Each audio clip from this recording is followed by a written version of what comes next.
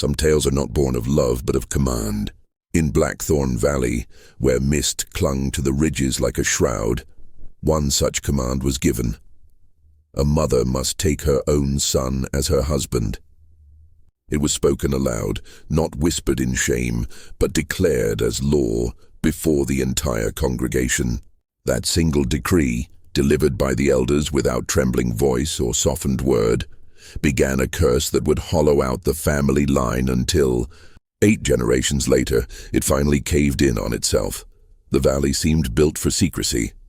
The dirt road that wound into its heart narrowed until even wagons struggled to pass. The forests pressed in close, black pine and oak leaning over like watchmen, blotting out the light.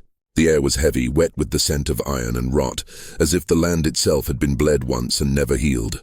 Outsiders avoided the place, claiming the soil clung to their boots and the shadows followed them back to the highway. For those born within, there was no leaving.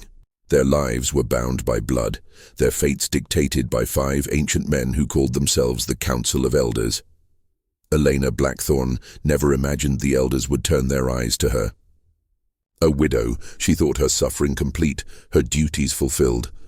But when her husband died, leaving only her and her son, Thomas, the elders saw an opportunity.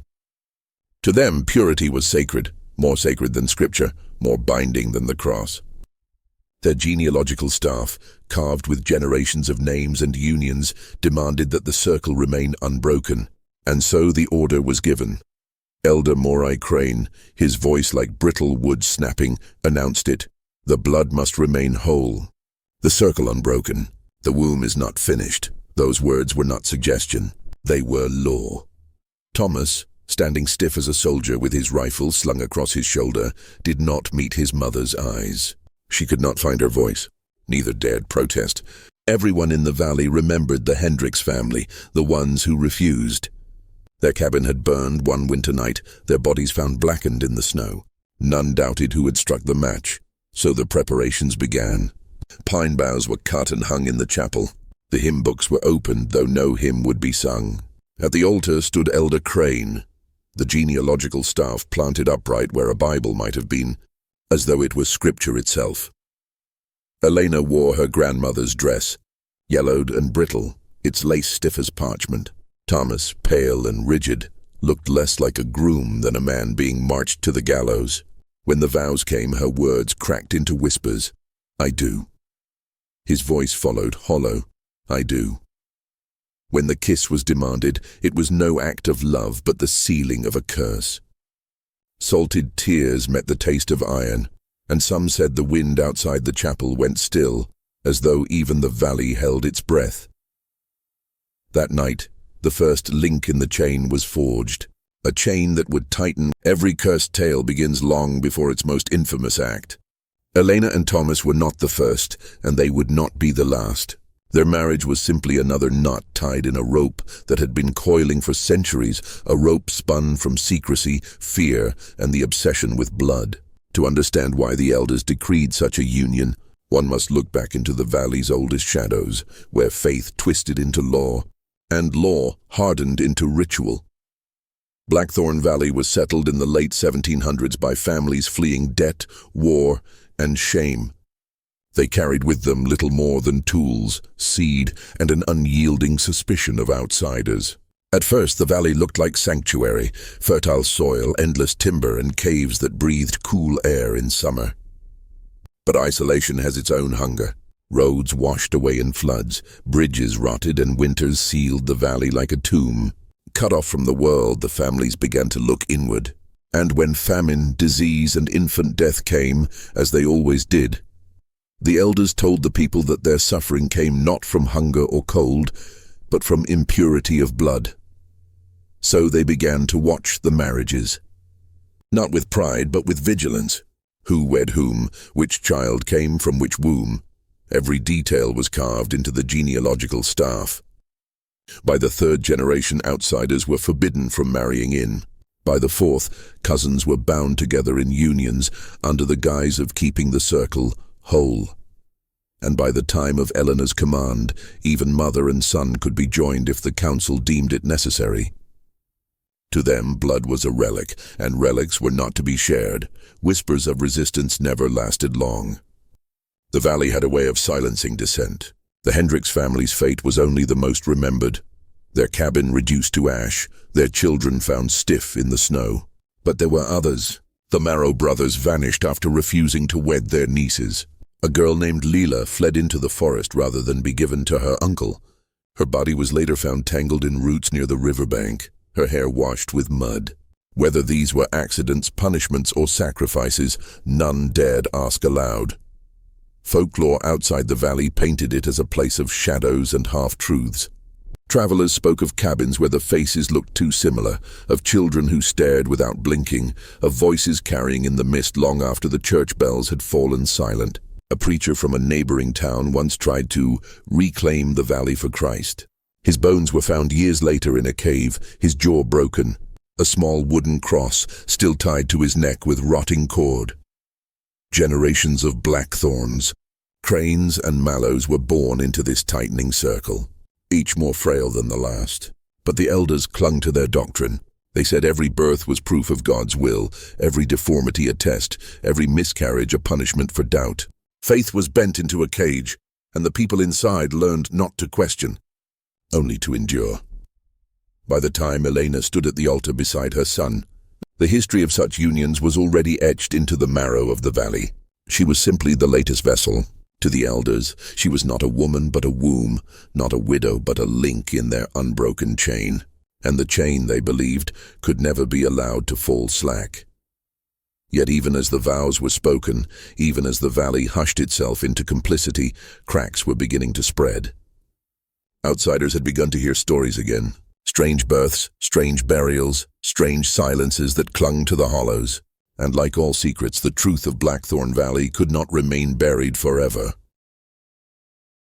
Curses rarely fall all at once. They seep slow and steady until the very bones carry the weight of them. In Blackthornne Valley, the collapse of the bloodline did not come as a single catastrophe, but as a long unraveling, stretched over 8 generations of flesh. Each child born was both proof of survival and a new link in the chain of decay. At first, the signs were subtle. A crooked smile, a limp, a child who struggled to speak. The elders waved these away, saying such flaws were punishments from God for doubt. But with every new birth, the valley whispered of something worse. Infants with limbs bent like branches, eyes clouded before they ever saw light, spines twisted so sharply that cribs became coffins within weeks. And yet no matter how the mothers wept, the staff of genealogy demanded the unions continue. The people obeyed. Some out of fear, others out of faith, and some because they knew no other life beyond the ridges of the valley. To refuse meant exile or worse. And so the weddings were carried out in the same chapel, under the same pine boughs, with the same genealogical staff planted at the altar. Mother to son, cousin to cousin, aunt to nephew, brother to sister, always in silence, always with the weight of duty pressing their shoulders down. By the 5th generation, deformity was no longer an exception, but the rule. Children were born who could not walk, whose jaws never aligned, whose eyes looked in 2 directions at once. Some survived into adulthood, their bodies warped but their wills unbroken. They became both caretakers and victims, trapped in the same cycle that had created them. One woman, remembered only as Ruth, was said to have given birth to 4 children by her brother. None lived past 5 years. Each time she buried one, she returned to the chapel for another vow. Her face pale and silent, her hands trembling only when she thought no one was looking. When outsiders finally arrived, they came not as missionaries or wanderers, but as social workers and doctors. Whispers of the valley had reached neighboring counties. Children hidden away, graves dug too shallow, records missing where there should have been birth certificates. The state sent men and women armed not with rifles but with papers and pens, determined to bring the valley into the modern age. They found something that unsettled even the most hardened of them. Dr. Malcolm Havers, one of the first physicians to step into the valley, later wrote in a private letter never meant for the public, "The deformities here are not random. They are the result of deliberate consanguinity, generation upon generation. It is not a matter of medicine but of design, a belief system masquerading as law. The faces blur together. One boy I examined could have been the son of any man or woman here, so similar were their features. It is as though the blood has folded back upon itself until no distinction remains. The elders resisted intrusion. They told the people not to speak, not to answer questions, not to leave the valley. But silence cannot stop the smell of rot, and soon journalists followed the doctors. Stories appeared in local papers with headlines like "The Valley Where Mothers Become Brides" and "A Bloodline That Eats Itself." The world beyond the hills recoiled in horror, treating the valley as a grotesque exhibit rather than a community of suffering flesh and bone. And yet, not all outsiders mocked. Some studied. Anthropologists called it an example of cultural isolation. Folklorists compared it to medieval tales of cursed dynasties where kings wedded daughters to preserve royal bloodlines. Geneticists used the valley as a case study in mutation, writing articles in journals that never mentioned names but spoke in cold language of deleterious alleles and inbreeding depression. Each report reduced lives into data, grief into statistics. For the valley, these intrusions only deepened the curse. Families that had lived in secrecy for centuries found themselves exposed, their shame published in ink, their faces photographed. Some fled into the forest and never returned. Others clung tighter to the elders, believing that the outside world's judgment was proof of their righteousness. But with each new generation, the bodies told the truth the elders denied.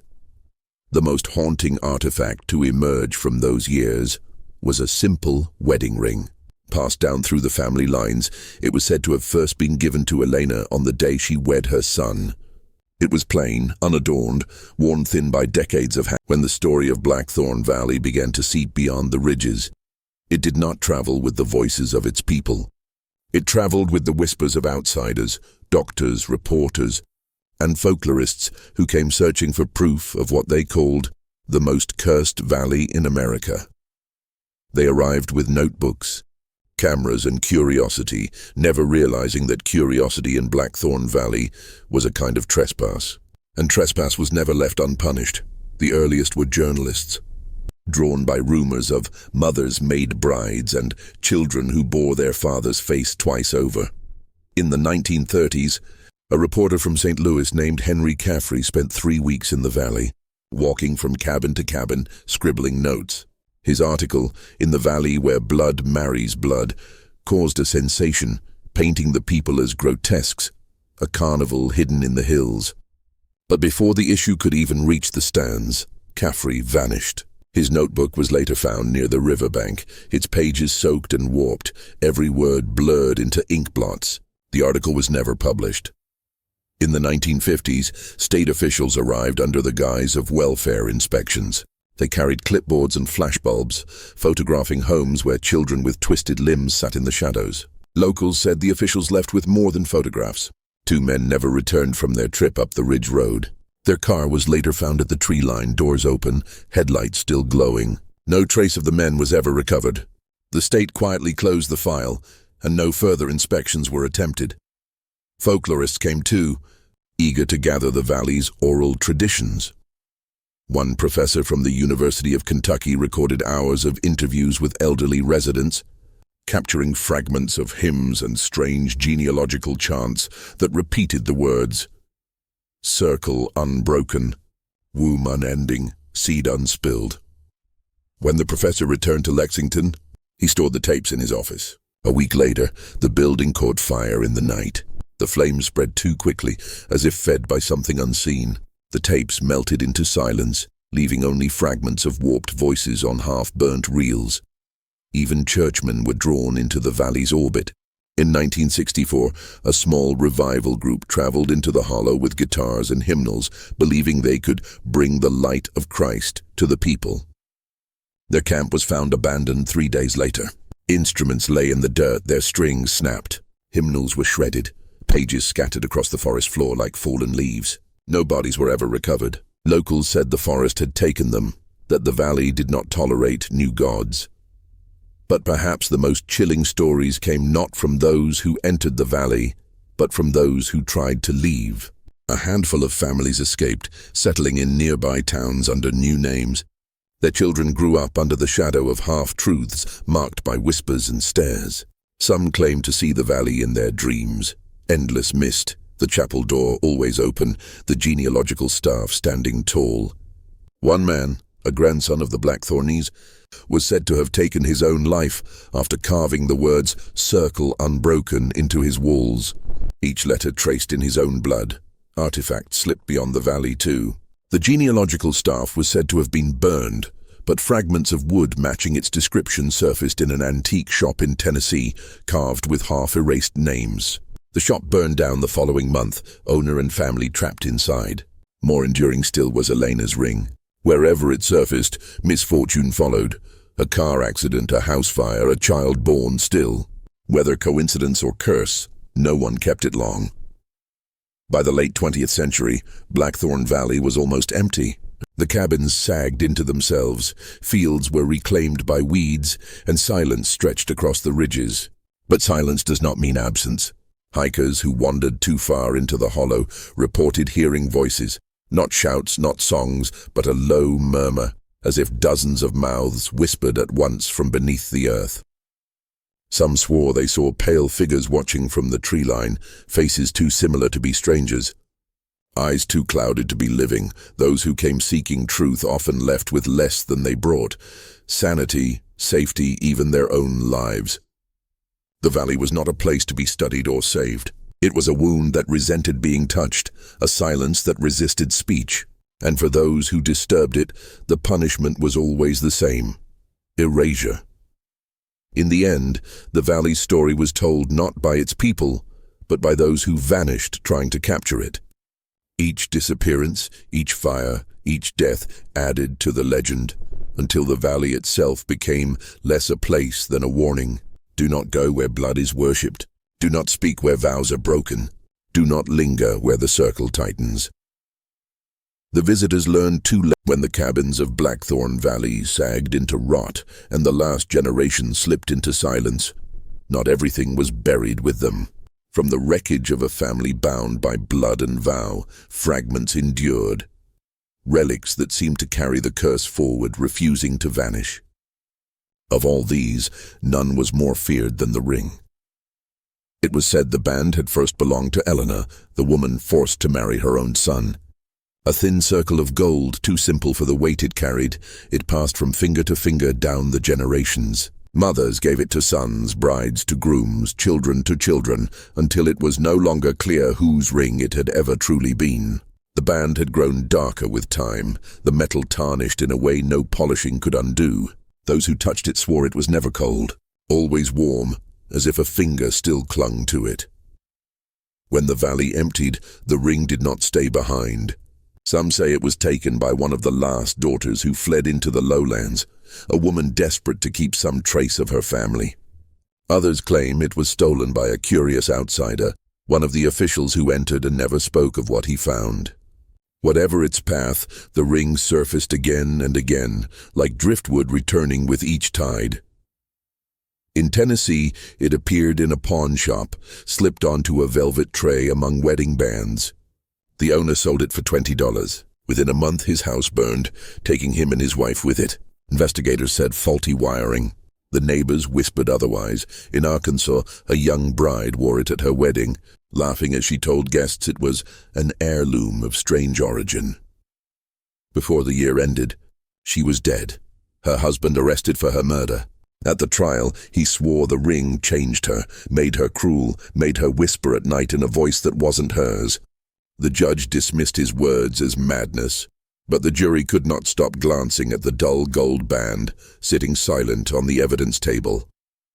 Collectors began to take interest.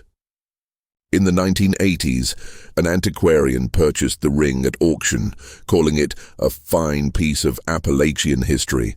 He never lived to display it. His body was discovered weeks later, slumped at his desk, his face twisted as though he had been staring at something too terrible to name. The ring was gone from his collection. It traveled in shadows after that, whispered about in hushed tones among those who hunt cursed objects. No photograph of it has ever survived. Whenever one was taken, the negatives warped, the image blackened. One researcher claimed the band bore faint engravings, letters so worn they were nearly gone. He believed it spelled out a vow, circle unbroken. The genealogical staff, too, had not vanished without trace. Though said to have been burned in a desperate attempt to sever the curse, splinters turned up decades later, wood charred and cracked, carved with half-legible names. Each fragment carried the same misfortune: a shop fire, a fatal illness, a child born with features too close to kin. If the staff was destroyed, its ashes still carried weight. And so the relics of Blackthornne Valley scattered like coals from a dying fire, igniting small blazes wherever they landed.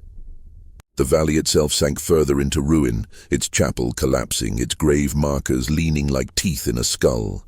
Locals who wandered too near claimed the ground still smoked after rain, as if the earth had never cooled. The ring, above all, endured, passing from hand to hand, vanishing, resurfacing, always leaving grief in its wake. Some whispered it was not a ring at all, but a circle made flesh, the curse itself hardened into metal, refusing to break. A token of a marriage that should never have been, yet was forced to bind blood to blood, womb to womb, until nothing was left but collapse. To this day, there are those who claim to know where it lies. A private collection, a hidden drawer, a locked vault. But if the stories are true, those who keep it never keep it long, for the ring does not belong to the living. It belongs to the lineage that birthed it, a lineage swallowed by its own vows.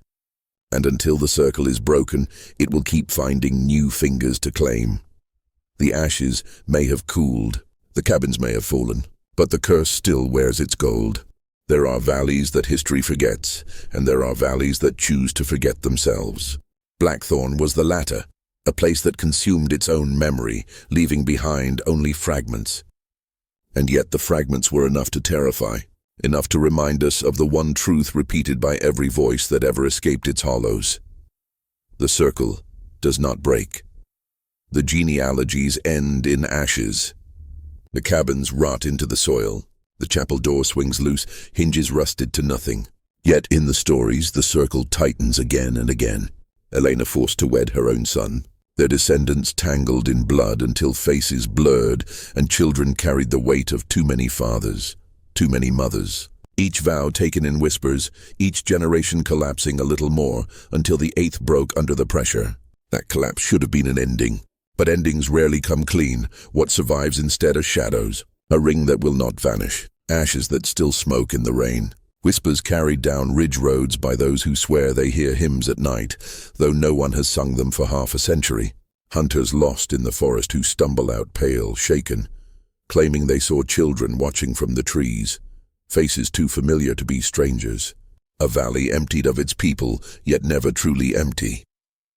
The folklorists say the curse of Blackthornne was not one of witchcraft or hexing. It was not a spell that could be broken with prayer or fire. It was a curse of blood, of vows made in desperation, of lineage forced into knots it could never untangle. It was the curse of a circle that believed itself holy, but in closing upon itself became monstrous. There are those who claim the ring still waits, that in some pawn shop, some collector's drawer, some attic box, it lies unseen until a careless hand slips it on. And in that moment the circle begins again, not with a chapel vow, but with a whisper in the night, a change in the face of the one you love, a dream of a valley you have never walked but somehow remember. Others believe the valley itself is the true relic, that the earth remembers every vow spoken upon it, that each root, each stone, carries the weight of generations bending under their own blood. To step into Blackthornne Hollow is not to trespass upon land, but to trespass upon memory. And memory has teeth. The investigators, the reporters, the churchmen, all who entered, learned the same truth. The valley punishes those who name it aloud. The staff burned, the tapes melted, the articles vanished in flame. And yet the story persists, carried mouth to mouth, a whisper dressed as folklore, a rumor passed down like an heirloom. For a circle cannot be destroyed by silence. It only grows tighter. Perhaps that is why the valley has not faded into dust like so many others. Because every retelling is another loop of the circle. Every listener is another step inward, and every finger that dares touch the ring is another vow renewed, so the warning remains. Do not go where blood is worshipped. Do not speak where vows are broken. Do not linger where the circle unbroken waits to draw you in.